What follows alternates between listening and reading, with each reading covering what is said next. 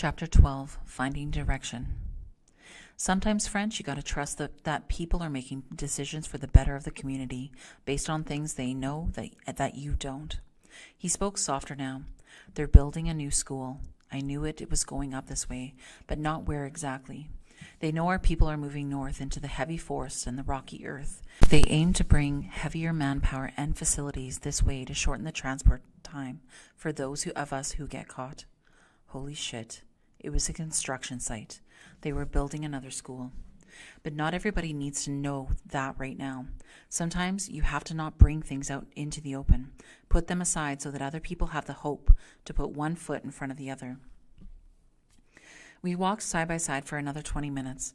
I couldn't bear to look behind us at our ragtag family as they shuffled along, Slopper and the twins singing what we pretended was a warrior song to measure out our time on the trail. About 10 kilometers to the northwest of here, I said to Meg. I'd say the site is about a half kilometer in total size. The trees were coming down pretty fast. There must be a big group or large equipment or both to be moving at that pace.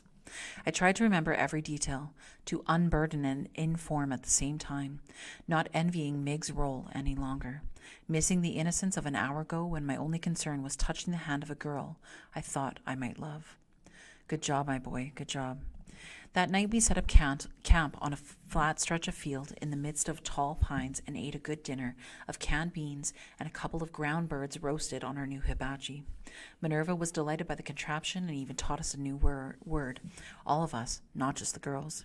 We were sitting around the hibachi, feeling all modern and posh. I wheezed my way beside Rose, who had Riri in her lap. Riri was cleaning her new boots with spit in a finger. Abwad.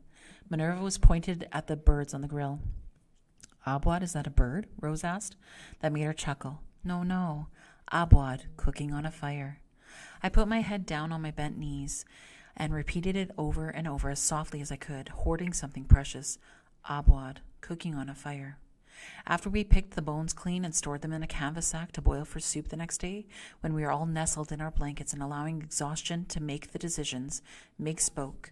Tomorrow we turn east, northeast for a bit anyway. There might be more people up that way. Seems like the forest fires are in the west. No one objected.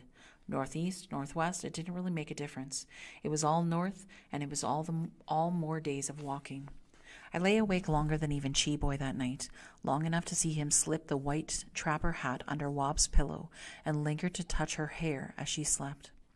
I wanted to know the rest, wanted to know the story of Migwan's escape, because I thought just by knowing it, somehow, it would make our escape seem all the more plausible.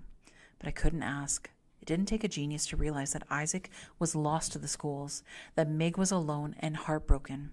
He'd lost someone he'd built a life with right in the middle of that life. And suddenly I realized that there was something worse than running, worse even than the schools. There was loss. I waited for him to tell me the rest in his own time, if that ever even came.